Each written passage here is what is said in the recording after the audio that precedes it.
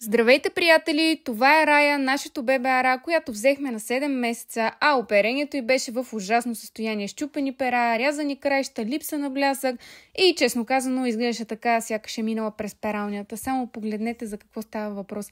Малко по-натам във видеото ще видите и пълната картина на оперението й в началото и как възвърнахме и направихме тази промяна с нея. С правилна грижа и омега папагая само за 2 месеца постигнахме невероятна промяна. А днес ще ви разкажа нашата история и ще ви дам полезни съвети за здраво и блестящо оперение при папагалите в домашни условия.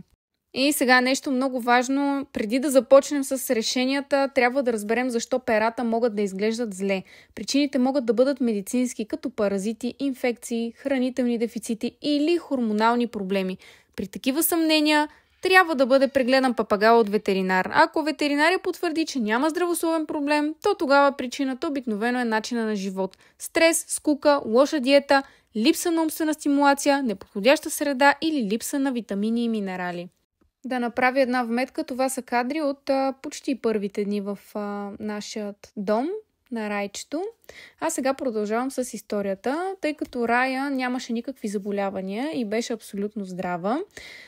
Трябваше да направим някаква промяна в нейното отглеждане, диета и въобще промяната на средата, стреса, който е изживяла, трябваше да й помогнем. Промяната на Рая започна първо с разнообразно и балансирано хранене, второ добавихме омега папагая, която е специална формула с омега 3, 6 и 9 масни киселини плюс витамини, които поддържат растежа и блясъка на перата, здравето на кожата и имунната система. Трето, чиста вода всеки ден. Четвърто, психическа стимулация. Рая има играчки, обучаваме я на нови трикове и прекарваме време заедно всеки ден. И пето, спокойна среда. Папагалите са чувствителни към шум, конфликти и стрес. Специално в това видео ще наблегна за храната при Арата, тъй като за нея говорим през цялото време, но ще направя подобни видеа и с други папагали.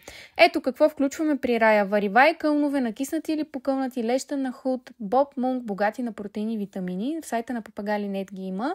Премиум смесите на папагая, както видяхте във видеото, ядки, бадеми орехи, бразилски орех, кашу, винаги сурови без сол, семена, зеленчуци, както виждате, ето тук им бъркам, пресни зеленчуци, сезонни, плодове малко по-малко, тъй като имат доста висока захарност и гранули също може да добавяте в менюто, за да бъде балансирана диетата. Аз харесвам и ето такъв тип билки да им давам в храната. Скоро ще видите новата ни ветеринарна линия, където ще има всички необходими билки за вашия папагал. Тайната е в разнообразието, така се осигуряват всички нужни хранителни вещества за перата и цялостно здраве. Ето това са първите дни на Рая при нас. Виждате опашката, виждате крилете. Като цяло оперението беше доста зле. Защо перата са толкова важни за папагалите? Те са като кожата и косата за нас. Те го пазят от студ и жега и помагат на папагала да лети, но са и част от неговата красота и самочувствие. Лошото оперение не е само естетически проблем, то често е знак за по-дълбок здравословен или поведенчески проблем. Какви биха могли да бъдат медицинските причини за лошо оперение? Преди да мислим за добавки и за домашни методи, трябва да изключим медицински причини. И ето кои са най-честите. Вирусни заболявания, например PBFD, болест на човката и перата, полиома вирус. Те засягат растежа на перата и могат да направят чупливи, обезцветени или да не поникнат изобщо. Второ, бактериални и гъбични инфекции. Някои засягат кожата и перата, причинявайки лющене, сърбеж и загуба на пера. Трето, външни паразити, перояди, акарии, които буквално изяждат или повреждат перата. Това се вижда като прегризани пера или постоянно чесане. Четвърто, вътрешни паразити. Черви, които отслабват организма и водят до недостиг на хранителни вещества, нужни за растежа на перата. Пето, хранителни дефицити. Недостиг на витамина, аминокиселини, омега-масни киселини и минерали. И шесто, хормонални проблеми. При някои птици хормонален дисбаланс влияе на растежа и на качеството на перата.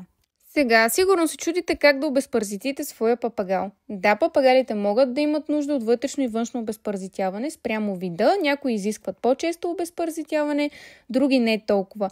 Особено ако са били навън, в контакт с други птици или животни, или са новопристигнали в дома. Още повече, ако имате други птици и докарвате външна птица, винаги гледайте да я изолирате, да я сложите под карантина, Поне за 2 седмици да видите как е птицата, може да я заведете на ветеринар, за да прецени как стоят нещата, а аз в поста, който ще публикувам, ще оставя и телефон на такъв ветеринар, с който можете да се свържете. Така, връщаме се на обезпаразитяването. Външно, при наличие на перояди или акари, може да бъде предписан спрей или капки, а може да се закупи и безвреден спрей за обезпаразитяване от сайта на Papagali.net, можете да го намерите. Вътрешно обезпаразитяване най-често се срещат течни препарати или на прах, които са за вътрешни паразити. А препарат за вътрешно обезпаразитяване най-често може да намерите в ветеринарна аптека и най-често се среща с левамизол. Какви могат да бъдат поведенческите причини за самоскубване? Една от най-тъжните гледки е папагал, който сам скубе перата си. Това се нарича feather plucking и често се среща в домашни условия. Причините са следните. Първо, стрес, преместване, шумна среда, липса на рутина. Второ, скука, липса на играчки и занимания. Трето, липса на внимание. Социалните видове като ара се нуждаят от много общуване. Ара и какъдо бих сложила тук. И четвърто, хормонално поведение. В размножителния сезон някои птици са доста по-раздразнителни, може би сте го забелязали. Кога се стига до това? Когато птицата няма друг начин да изрази напрежението си, това е като при хората, които си гризат ногтите от стрес. Но при папагала перата не израстват веднага и може да останат трайни дефекти. Програмата за здраво оперение. Първо имате разнообразно хранене, свежи зеленчуци, плодове, кълнове, ядки в умерени количества и гранула. Второ, чиста вода всеки ден, без изключение. Трето, къпане или пръскане. Вие ще видите видео тук на къпаната ара към края на видеото. Перата се поддържат по-добре при редовно увлажняване, особено лятото. Четвърто, психическа стимулация. Играчки, обучение, излизане извън клетката и подобни неща. Пето, достатъчно сън. Да, много странно звучи сигурно, но поне 10-12 часа на тъмно и тихо помещение, ако можете да осигурите за папагала си. И шесто, спокойна среда, избягване на резки промени и шум. При Рая, след като елиминирахме медицински причини, добавихме омега папагая. Можете да вземете от сайта ни на papagali.net. Тя съдържа омега-3, 6 и 9 масни киселини, витамин А, D3, Е, К, Б комплекс, минерали като цинк, мед и манган. Какво правят тези минерали?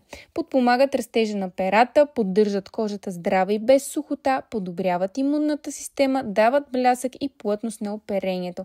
Само за 2 месеца перата на Рая се смениха напълно и новите бяха плътни, гладки и наситени.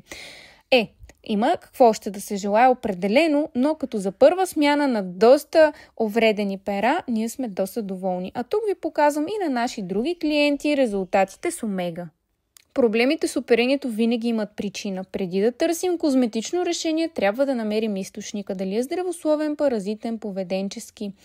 Когато базовите нужди на папагала са удовлетворени, правилна диета, спокойствие, стимулация и чистота, добавки като омега папагая могат да бъдат чудесен помощник за бързо възстановяване. При Рая това проработи и тя днес е по-щастлива, по-цветна и по-игрива от всякога.